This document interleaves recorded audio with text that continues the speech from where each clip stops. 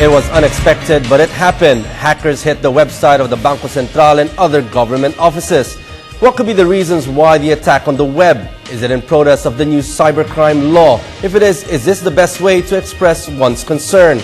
And joining us tonight to explain today's event is Engineer Denis Vilorente, Executive Director of the gov't Advanced Science and Technology Institute and the head of the National Computer Center. Good evening, sir. Good evening. Sir, can you just explain how the hacking happened in simple language for the benefit of our viewers? What is done to hack a certain website? Basically, a website is a computer program which is running on a computer. And the computer is connected to the internet, which is a public network. So a lot of people, everyone who has an internet access basically can access a website.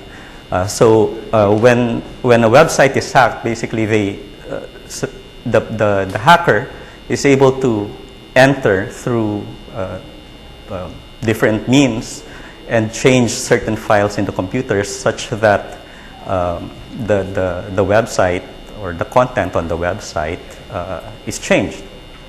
What kind of impact does this have on these websites in terms of its security features and now its reliability in terms of the information it has on the website? Essentially, the way that we restore it is, we have to look into the system, how the hacker was able to enter and change certain codes and fix that and so secure the website itself. So what role does the gov't have, especially your department, in terms of monitoring or providing advice on security features for these websites of the government agencies?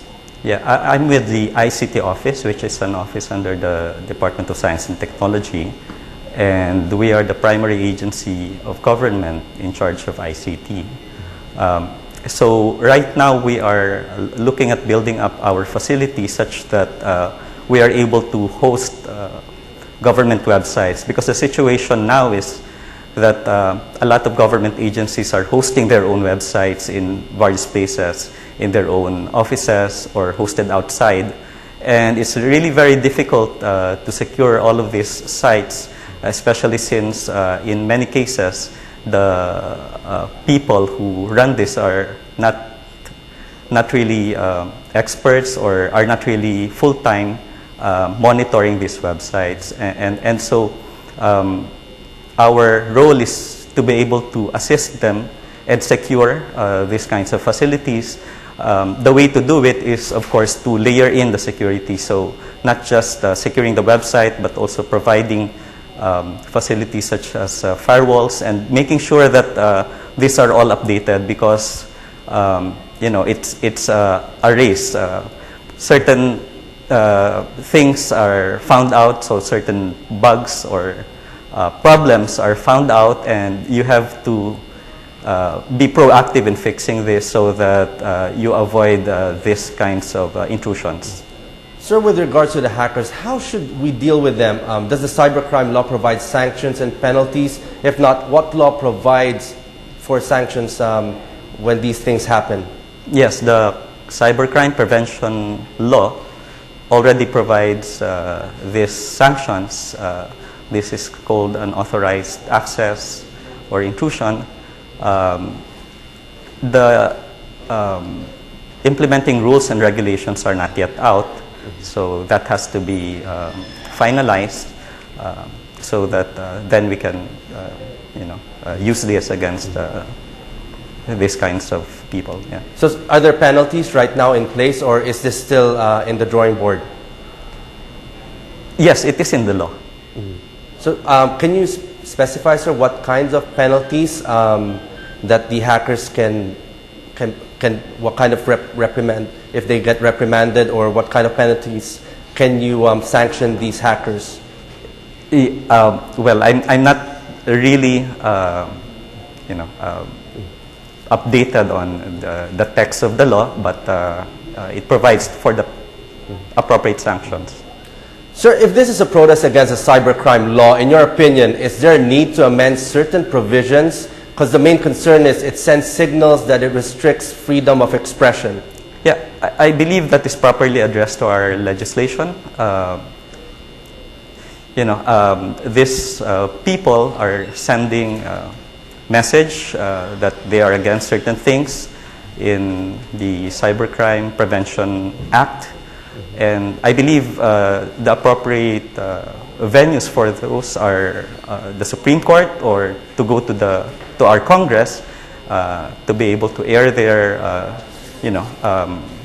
grievances or their sentiment, and perhaps an mandatory law can be passed.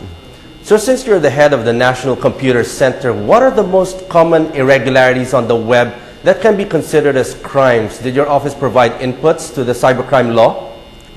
Yes, we did, and these are all contained in the law.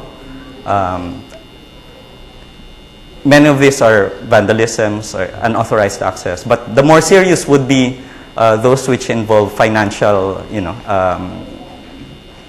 with a cost already. Like now, online banking is getting to be more popular, and things like identity theft or theft of credit card information. These are the things that are more serious. Theft of information, and so on. Yeah. So with all that, the security people are getting to be a little bit more weary on the internet because of security features are a little bit lax. What is the DOST doing in terms of providing more advice or any more programs for these government agency website, for them to become more secured? Yeah, I believe we need to be educating more our IT people in government, and then providing for advisories, what is happening out there, what are the threats, providing for the appropriate assistance in terms of infrastructure so that they can provide their services online in a secure manner. And we are trying to address all of these things with things like providing for a public key infrastructure so that you can have an appropriate security framework and so on. Yeah. So does your office have enough manpower or IT personnel to monitor all these websites to make sure that they are secured, their firewalls and all these things that need that a website needs to be actually secured? Because these are government website, and a lot of our viewers and people look to these websites for a lot of information. Yeah, unfortunately, resources are always, limited in government, and there are a lot of priorities, but of course, that is not an excuse. We have to really be very serious about responding to this, being more proactive. Right now, government has not really been, be proactive in terms of this, but since a lot of, activities are now being done in cyberspace, and that is the direction to be able to leverage technology and improve our economy, our social life. So we should be looking and providing more resources to fix all of these things and address these concerns. Okay, on that note, thank you very much, sir, for joining us tonight. That was Engineer Denis Vilorente of the DOST, head of the National Computer Center.